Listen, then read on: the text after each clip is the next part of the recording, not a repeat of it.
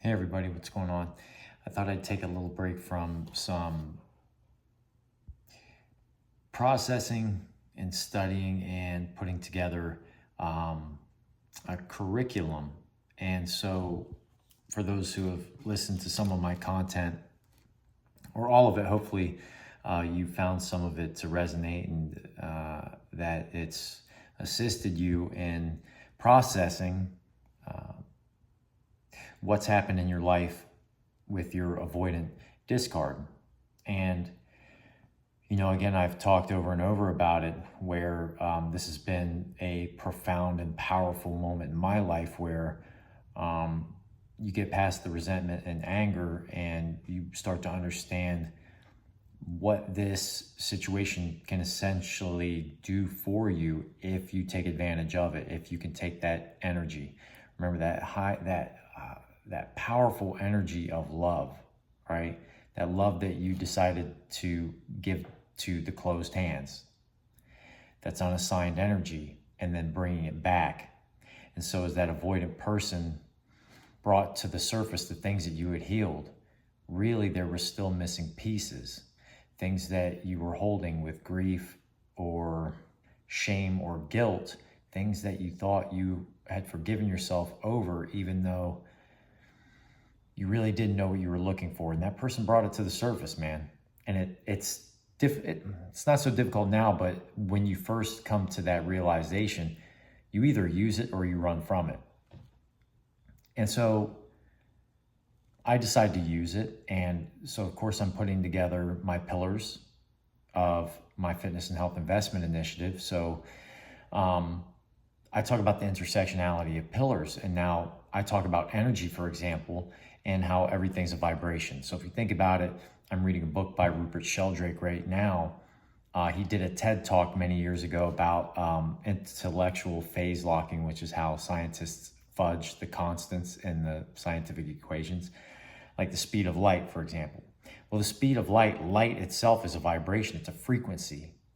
So are all the atoms in your body. And so we have all this resonance of vibrations that we all share. It's an entanglement, if you will. You'll hear that. If you listen to a lot of content about avoidant discarding, you're going to hear a lot of this language. And there's no coincidence that a person like me is not watching Netflix. All of my counterparts as a cardiac therapist, exercise physiologist, the things I do out in the 3D world here, everybody's like binge watching Netflix and things, and they want to know what I'm up to and what I'm watching, my fellow clinicians, God bless them.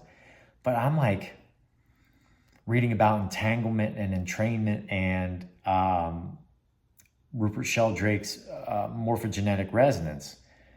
This is just what I'm up to. This is my world. And so the point I'm trying to make is I'm talking about energy and how everything's vibration, its potentials in the body, it's cellular, it's resonance, communication, and then metabolism is a big word. And so I've heard this word many times over and over again about how one metabolizes what's happened from a spiritual and emotional and mindset perspective. And so you look up spiritual metabolism, or the process of taking in, processing, and utilizing spiritual nutrients, such as affirmations, virtue meditations, prayer, scripture, and divine energy. So when you realize that you're working with both divine masculine and feminine, and there's a dynamic here with this type of relationship. And I hope I'm sure I'm deep. I'm really deep with some people, and forgive me for going into the dark forest on this. But I feel that it actually helps me to explain the way I'm feeling right now, because the way I'm feeling right now is that I'm moving up like really quickly, and all of the dots have been connected, and you're just processing everything. You're metabolizing things. This is energy, all right? It's a spiritual, physical,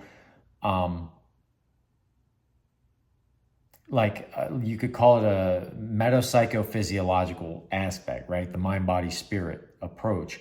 And you're metabolizing this stuff intersectionally, and it affects everything about your life.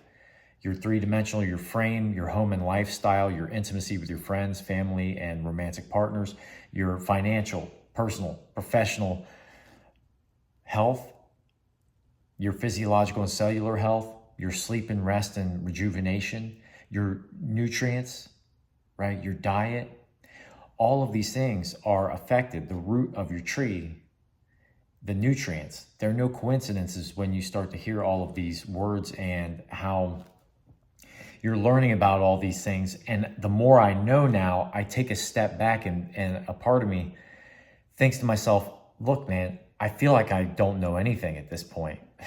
Like, what do I actually know, right? And as I'm thinking, I'm selling myself short, I feel like, because I'm actually at a baseline now. I'm integrating everything that this person taught me and I had to bring out to the surface. You take that love that was unassigned, that person rejected. It was unassigned love, and it's built up. And since you brought things to the surface, you have to replace that vacancy, that abandonment that occurred. You allowed that person to fill something that you should have been filling yourself, as it turns out. That might not be completely accurate, but you get the gist of it, that you allowed somebody to infiltrate your values. They became a sense of what your value was, your self-esteem, so to speak. And so when that goes away, that lets you know that, hey, why did I choose this person and why did this end up happening to me? Knowing that it kind of was going to anyway, you let it play itself out. You're curious about life, which I am very much so.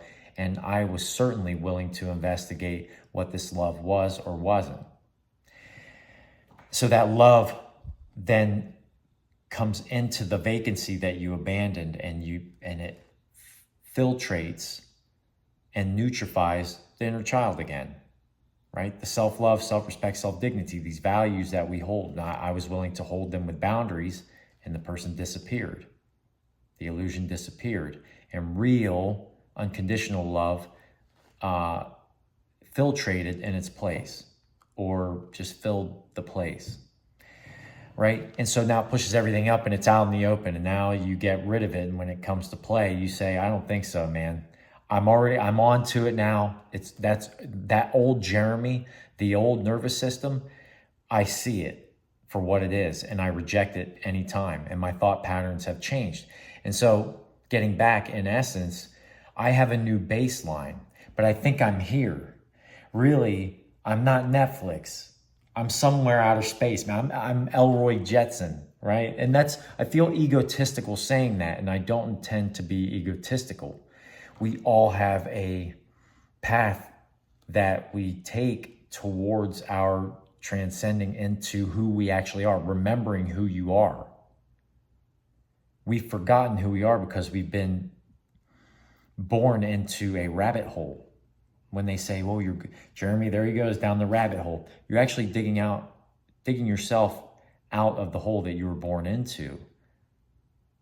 And many don't like to come out of that hole, all right? It's a very difficult concept to grasp, or just to admit that, in fact, we've been fooled with here.